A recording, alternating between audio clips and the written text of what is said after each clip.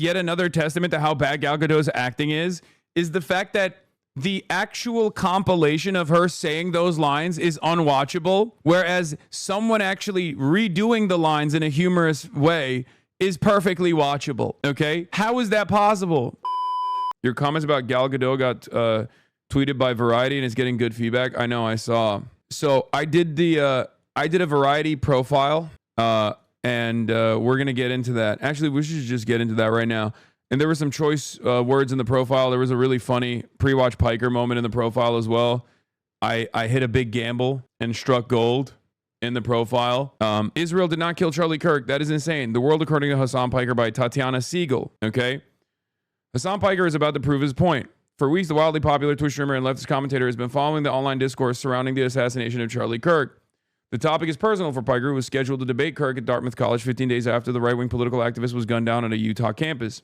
Authorities charged college student Tyler Robinson with the crime, but lately a civil war has erupted among conservatives over conspiratorial claims that the Mossad had a hand in the murder. You would be surprised at how many people believe that stuff, he says, as he mulls the menu options of the crowded Chelsea restaurant on a brisk October morning. When our waiter arrives, Piker turns to the 20-something hipster. Can I ask you a question? Who is the most likely person that killed Charlie Kirk, he asks. I think it was Israel. It seems like an inside job, the server replies hesitantly before heading back to the kitchen for Piker's cold brew. The answer comes as a shock to me, but it's no surprise to the extremely online millennial who acknowledges that he is fascinated by conspiracy theories. I literally was talking to her about this mid-interview, and she couldn't believe it. She's like, what? You think a lot of people think that like Israel killed Charlie Kirk? And I was like, here, I'll show you. And I straight up turned to the waiter, and I was like, hey, man, you heard about this Charlie Kirk stuff, right? And he was like, yeah. Like, who do you think did it? He said, straight up, Israel. I watch every Candace Owens, Piker says, referring to the new media star of the far right who has fanned the flames of the Israel theory. He nods in the direction of our waiter. Is the reason why I know exactly where he is coming from with the Charlie Israel thing. For me, no matter how far-fetched the conspiracy is, if it is getting 2 million views in 24 hours, that means a lot of people are tuning into it. That means a lot of people are paying attention to it. And in this day and age, I think a lot of people are believing it. Piker feels no allyship with Owens, even if they share the belief that Israel is a malignant force. He is merely a student of the attention economy, a space in which he is thriving. With nearly 3 million followers on Twitch and 1.75 million YouTube subscribers, the 34-year-old influencer seems like a possible answer to the next question of when the left will find its own Joe Rogan. As the next generation turns more conservative and alpha males like Andrew Tate ascend, Piker offers an alternative vision and the rare ability to sway an election. As an early and enthusiastic supporter of Zohran Mamdani, Piker played a key role in helping catapult the New York mayoral candidate to Gracie Mansion by spreading the Democrat socialist message to his legion of fans. With our waiter out of earshot, Piker drops his voice discreetly. Israel did not kill Charlie Kirk. That's insane, he says. I did that for you because you were shocked. When the waiter returns with our order, he tells Piker that he's comping the cold brew. Wait, why? Piker asks. I just like your vibe, the server says. A lot of people like Piker's vibe. His brand, a twofold critique of Israel and a billionaire class, has made him a multimillionaire and a foil. Anti-Defamation League CEO Jonathan Greenblatt has accused him of using his platform to promote toxic anti-Zionism. Andrew Cuomo invoked Piker's name repeatedly along the campaign trail in an effort to smear Mamdani. Is that true, Lamau? Yeah, that was true. Guys, of course it's true. It's because I talk to people all the time. It's not fake. Like, when I say I talk to people, regular folks, on a daily basis, this is what I mean. And I think many people don't do that. Many people do not do that. Many people don't just go out and talk to random people like they are regular people. Okay, that's part of the reason why I love talking to Uber drivers in general as well. That's another reason, because regular folks got some crazy ass theories. I don't talk to Uber drivers because I'm live. I talk to Uber drivers when I'm offline as well. Anyway, on this morning, Piker's just arrived via red eye from his home in Los Angeles for an appearance at the New Yorker Festival. His inclusion in the lineup already sparked a wave of outrage. Wearing a no logo sweatshirt, sweatpants, and a Free Palestine wristband, and an Apple Watch carrying a small Gucci bag that holds his Zyn supply, Piker signals a cross between conspicuous consumption and Bernie bro. Lurking beneath a camo hat emblazoned with the word thieves is a mind that poses one of the biggest PR threats to the pro-Israel set. The Jersey-born, Istanbul-raised, Rutgers-educated provocateur has no plans to back down. People like this photo, by the way. Do you guys think this photo is cool? I was a little worried about how it was going to look. What's up with all these fanfic-style interviews with you? What are the chances of this interaction happening perfectly with this interaction? This interview is going to end with, and everyone clapped. I know it sounds unbelievable.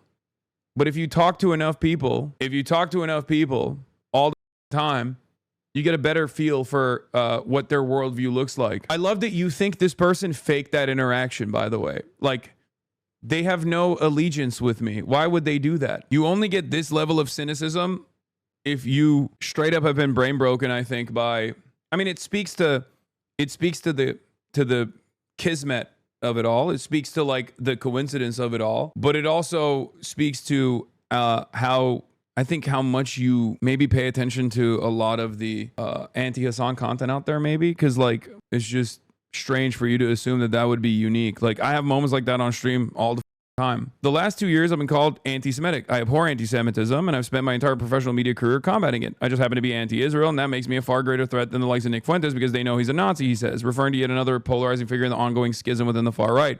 By the way, this is before the Nick Fuentes stuff popped off on the right wing as well. So even that in and of itself is actually an interesting predicament.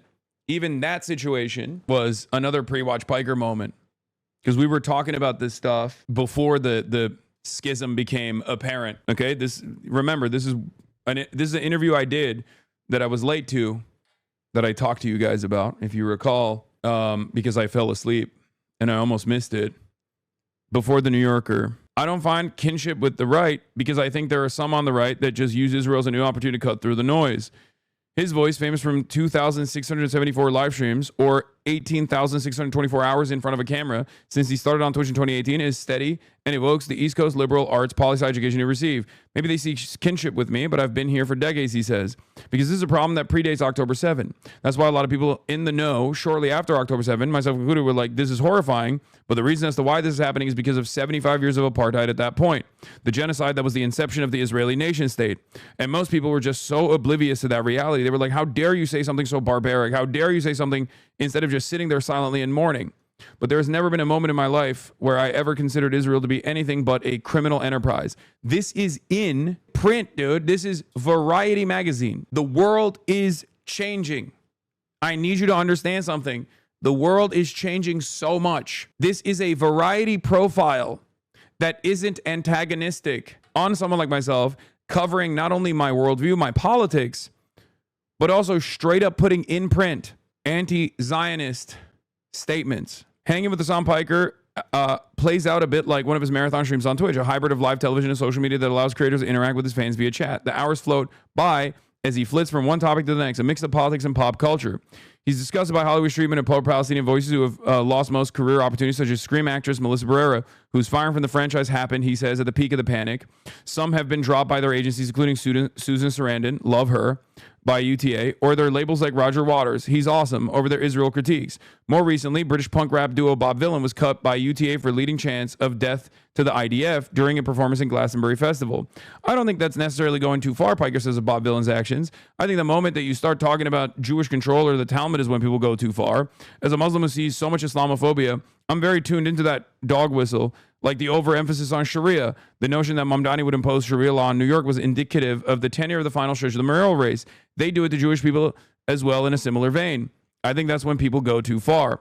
From Piker's perspective, Amy Schumer should have been canceled for social media posts she made in the wake of October 7. Amy was going crazy and no punishments there. She was just straight up being like, they're all rapists, barbaric monsters, they're head choppers. We got to deal with them.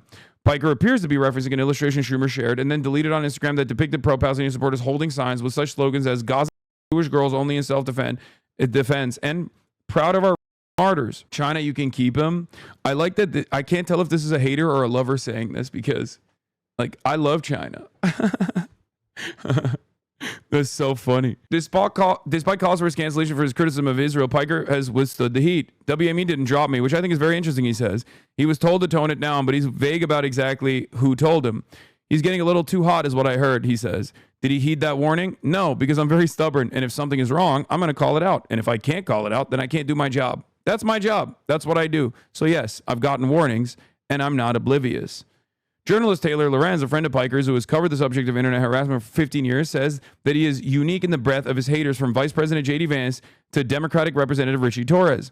Hasan is a very particular strain of politics, which is leftism that is attacked by both mainstream centrist Democrats, bad faith left-wing actors, the right wing, and just internet trolls, Lorenz says. And he's on the most dramatic platform possible, Twitch, which has the most parasocial fan base of any platform. He gets the entire internet weaponized against him. He is the only straight man I've ever seen that has been gamer-gated. Earlier this year, that's such a funny line. That's true. I'm the first male victim of like actual successful objectification. I'm the first male victim of Gamergate. is true though. It's literally so stupid. I mean, it still doesn't impact me in the same exact way that it would others, like in the same exact way that it would women in general, and that's because obviously we do still live in a patriarchal society, right? But that hasn't stopped people from trying, if you know what I mean. Earlier this year, Mamdani's mother, director Mira Nair, signed a petition calling for the Academy to rescind his invitation to Gal Gadot to appear at the Oscars for her support for Israel's military actions against Palestinians. Given that Gadot's comments throughout the conflict have centered on releasing the hostages, I asked Piker if such a campaign was fair. I think she should be banned from the Oscars for being a dog shit actress. I think she has no business being there for the crime of what she has done, not only to the DC franchise, but really any movie she's been a part of. So that was a joke, but I feel like it doesn't read like that when you read it out loud, right? Can you tell? Because she didn't say Hasan jokes, Piker quibs, Piker jokes. I think she should be banned from the Oscars for being a dog shit actress. He says to the Wonder Woman star, all jokes aside, okay, well, I did follow with, all jokes aside, Gal Gadot serves an important role in normalizing Israel as not a fascist ethno-state, but instead a place where a lot of beautiful women come from. And those beautiful women happen to serve in the IDF because there's also this weird sexualization of the forces as well that takes place, and it plays another role in normalizing Israel and its activities and actions and whitewashing it. Now that is also a somewhat unique perspective to hear in mainstream outlets as well. Not only did they actually put all of the anti-Zionist statements in there, this is something that I never in my life would have thought that Variety would actually ever feature a piece that just straight up said that Israel, like Israeli propaganda weaponizes the hypersexualization of its own female forces in an effort to propagandize and whitewash their war crimes. You did the perfect AI make this more concise paragraph on that. By contrast, Piker appreciates the work of Natalie Portman, who is Israeli but has never served in the IDF like Gadot. If Gal Gadot could act like Natalie Portman, there are probably less people yelling at her. Natalie Portman has made statements about Israel that are middle of the road, but ultimately nobody holds that against her because she can act her freaking face off. All the back when she was like a teenager. Oh my God, Leon the Professional.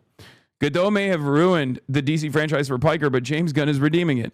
When Superman opened on July 11th, Piker made viral the idea that the fictional nation of Baravia is a stand-in for Israel. In the film, Baravia, backed by U.S.-made weaponry, drops bombs on and oppresses his desert neighbor, prompting Superman to intercede. Gunn has since denied that the plotline has anything to do with the Middle East. James Gunn is a lot more woke than he lets on, and he lets on how woke he is all the time, Piker says, still certain of the director and DC chief's intention all these months later. Come on, man. You made the Baravian leader look like David Ben-Gurion. He just straight up looks one-to-one like the first prime minister of Israel. We don't even care about what you say about this. We know exactly what we're looking at. To take the allegory a step further, Palantir, BlackRock, and Raytheon are Luthor Corp. Lex Luthor is cutting a direct contract with Baravia to extract natural resources and then also having a testing ground for their weapons, Piker says. I mean, that's literally what we do. Gaza is a weapons laboratory. That's how imperialism works. Apropos of something, Piker then gives a thumbs up to the actor who's suited up as the latest Man of Steel. David Cornswet, from what I understand, is Jewish and he's very cool. He's not like pro-Israel or anything like that, as far as I've seen, he notes. With that, Piker is ready to move on to cross Burbank superhero rival Marvel, but there's little for him to mind on that front. I've always been a Marvel fan growing up, but I can't stand the Marvel Cinematic Universe, he says. Piker's intensity is palpable as he chases double espresso with a 6 milligram Zyn pouch. All that's missing is the scroll of chat comments accompanying his musings. Instead of swooning fans enter the real-life frame to express their gratitude, a woman dining with her son approaches our table. No, it's impossible. He lives in LA, she says, beaming. And then I kept looking and looking, and it's him. I absolutely love your work. Being a Twitch streamer is a lot of that, he says, of his exchange with the server. I have my ear to the ground all the time. A lot of people in legacy media, traditional journalists, are so out of step with the average person around them, even in their immediate vicinity. Still, Piker allows the rich and powerful to occupy plenty space in his head. Barry Weiss, recently installed editor-in-chief of the CBS News, gets a bashing. Barry Weiss is everything that I despise about access journalism, brown-nosing to institutionally powerful people, and a major advocate for Israel as well. A person that has spent her entire career decrying woke or identity politics while simultaneously using her identity as a shield, she says. Like, I'm a lesbian woman, I can't be intolerant. And also, even using your identity as a Jewish woman to say, identity politics sucks, unless we're talking about Jewish people. Piker scoffs at the idea that CBS News was biased before Barry Weiss arrived. There's not enough pro-Israel voices in major news? Come on. That's ridiculous, he says. Yet she's been rewarded handsomely for it. $150 million for a shitty Substack that no one cares about or knows about. It's very obvious why that happened. The Redstones, the seller, and the Ellisons, the buyer, wanted to make CBS more pro-Israel. Shari Redstone was willing to hand off CBS to the Ellisons because she thought they would do a better job of making it pro-Israel. When Paramount deal was announced in August, Redstone said Ellison has a clear strategic vision and the resources to take the studio to its next stage of growth. This part almost comes across as conspiratorial, especially because it doesn't actually feature the evidence that I centered this around. I've obviously covered this issue quite a bit on my broadcast, so you guys know about it. And I did actually bring it up in the interview as well. I literally showed her the article of Shari Redstone being like, I am finally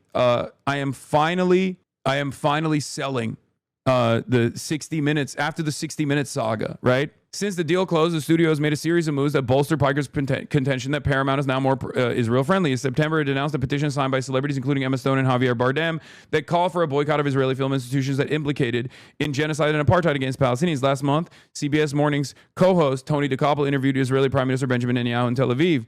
Barry Weiss was being packaged as someone who could bring top talent. Wow, Piker says. Benjamin Netanyahu never gives interviews anymore to American news. He talks to American news more than he does to Israeli news.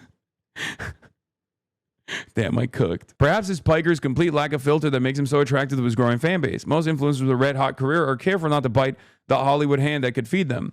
As a result, these aspiring stars tend to punch down. Piker's willing to punch way up, all the way up to Larry Ellison, the second richest person on the planet, who backed his son David's successful bid to buy Paramount and also has a stake in TikTok.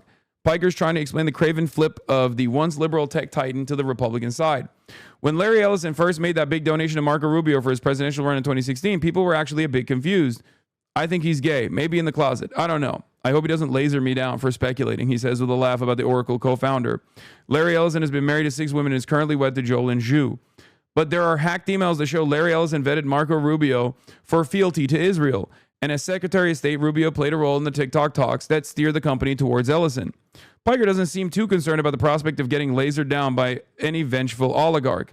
I'm also not a stranger to super powerful social media platform owning billionaires directly hating me and making it a personal vendetta and their lives' mission to destroy me somehow, he says. In the wake of the Kirk assassination, Elon Musk took to his X to call for Piker's cancellation, dredging up past comments that walked up to the line. Musk even tagged Amazon founder Jeff Bezos. Amazon owns Twitch. Piker knows the irony that he's not even banned on X, never mind Twitch, because he's a power user and drives engagement. A lot of these guys are very thin-skinned, and I think the gravest mistake of my career was when I had Musk's ex-partner Grimes on my show, and she talked about how buff I was, and then I talked about how Tesla was shit, Piker says. That man has never lived it down. Grimes wasn't exaggerating. Piker is hard to miss with his muscular 6'4" frame. He works out 1 to 2 hours a day, a regimen that includes playing basketball. If he ingratiated himself better with the oligarchs, he would be courted by mainstream Hollywood. He's already heard the siren call and turned it down. His manager, former WME agent David Hunsinger, fielded a $1 million offer from one popular betting platform to run a ticker ad during just one stream on election night 2024. Piker said no. I'm not the easiest client, and not even because I get into trouble, Piker explains. I say no all the time to a lot of deals, like a lot of money, and that's why I really respect David, because throughout our entire professional relationship, he's probably said no to tens of millions of dollars. Starting number was $1 million, which means they could have probably gone up. He's happier helping the Mamdanis of the Democratic Party and sticking a thorn in the side of the Cuomo types. He brought up my name next to Hamas, he said during a debate with Mamdani. Why don't you denounce Hamas? Why don't you denounce Hasan Piker? Piker says the former Democratic governor turned independent mayoral candidate. I'm very similar to Zoran in many respects, and the same reasons why they would be resentful of Zoran or fearful of Zoran is the same reason why they despise me. With the election just 10 days away, Piker is keeping a low profile with the Mamdani campaign. I'm in a holding pattern right now, he says, with a hint of sadness creeping into his voice. I don't want to be too prominent in and around the Zoran stuff at the moment because I don't want him to use it as a line of attack over and over again. What the Cuomo campaign used was a soundbite of Piker, which, by the way, after I said this, they pumped it. This is before they did the extra attack ads, if you remember. Like, this was before the sequence, the wave of like Hasan Piker did 9/11 and Zoran Mamdani loves 9/11 ads. I just assumed that they would do it. What the Cuomo campaign used was a soundbite of Piker saying America deserved 9/11 during a 2019 stream. I was talking about blowback, a theory that has academic consensus at this point, that our meddling in the affairs of the Middle East has led to the blowback of 9/11, he explains. This wasn't to say 9/11 is good. It's a horrifying act of terror where 3,000 New Yorkers were slaughtered, and even many more with the first responders that tried to save as many people as possible. Yet it was, of course, weaponized against me. But as election night swung Mamdani's way, Piker wasn't keeping a low profile, but toasting with the millennial Louisville mayor-elect Will Alexandria Ocasio-Cortez at the Brooklyn Paramount Victory Party. There he offered no mercy for Cuomo. What happened? I thought the Hassan Loves 9/11 was a successful campaign strategy, he said in a video that ran on his YouTube channel. Andrew Cuomo, f you, suck my... Before the Mamdani win becomes reality, however, Piker can only hope the polls are accurate, but he's feeling confident as we walk along a busy stretch of 10th Avenue. An older man wearing a bandana and hoop earrings stops in his tracks and claps as he recognizes Piker. It's a sign that the streamer's message about Mamdani and or Israel is resonating. Then, it hits me that Piker has no security detail as he mingles with the masses. Post-Kirk, that seems unwise. I make it a point not to have bodyguards when I'm around the people, he says. I think it was it Fidel Castro or Che Guevara who said, I have a moral vest? It was Castro. It was Castro. No one cares. You seem like you care. Getting mad enough to comment on an article that no one cares. Interesting. Extremely well-written profile. Regardless of what the oligarchs desire, there's a reason why Piker has resonated with so many people. As one of my favorite pieces, I think that's one of my favorite profiles of all time, straight up. It was a banger. That ending was so hard, bro. Literally made me tear a bit. Was this a standard 20K? Goodbye. Chad, but man, I would not be worried. I would not be worried if you were in Europe or Asia, but your country is so crazy with their guns. No, I know. And yeah, the article actually was posted on the article was actually posted on their, or this quote was posted on their social media, and it went LeBron numbers, dude. 71,000 likes. Hey, open presents. Thank you for the gifties. The Piker Broadcasting Service, once again, is sponsored by you, the viewers, for you, the viewers. As you know, you too can subscribe to the Piker Broadcasting Service for free with a Twitch Prime or with a $6 subscription. What is this? There was a crack.com article about me. The left's Joe Rogan is now a comedy podcast regular. Hasan Piker is not as popular as Joe Rogan. God damn, end me. Did the writer know of you before the profile? Feels like they didn't really, which is nice for these types of profiles. Really well done. I don't know. I mean, I'm sure they did a lot of research ahead of time, right? No one writes a profile that long without doing adequate research, especially for a magazine like Variety. Why does this tweet have 71,000 likes, but this tweet? Oh, never mind. It just updated to 72,000 likes. I thought it was like two separate tweets. Yo, Variety. Since when are you platform scumbags like Hasan Piker? I've been reading Variety my whole career and never, not once, have I seen a Hollywood trade give this much shine to an anti-Jewish, anti-Semitic troll who makes a living insulting people in show business, especially women. What happened to you? Where'd your standards go? When did you become the hype machine for hate click bottom feeders in Hasan? You're a fake tough guy with a webcam and Wi-Fi. A professional bully with a ring light.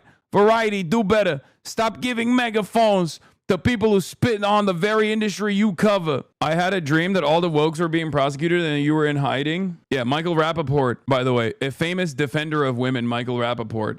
It's pretty funny that he just basically described himself, a fake tough guy with a webcam and Wi-Fi, is unironically the perfect way to describe Michael Rappaport. A professional bully with a ring light, once again, also perfectly descriptive of Michael Rappaport. Brace is going to get so jealous. Entertainment Weekly picked up your comment. Political commentator Hasan Piker slams Gal Gadot.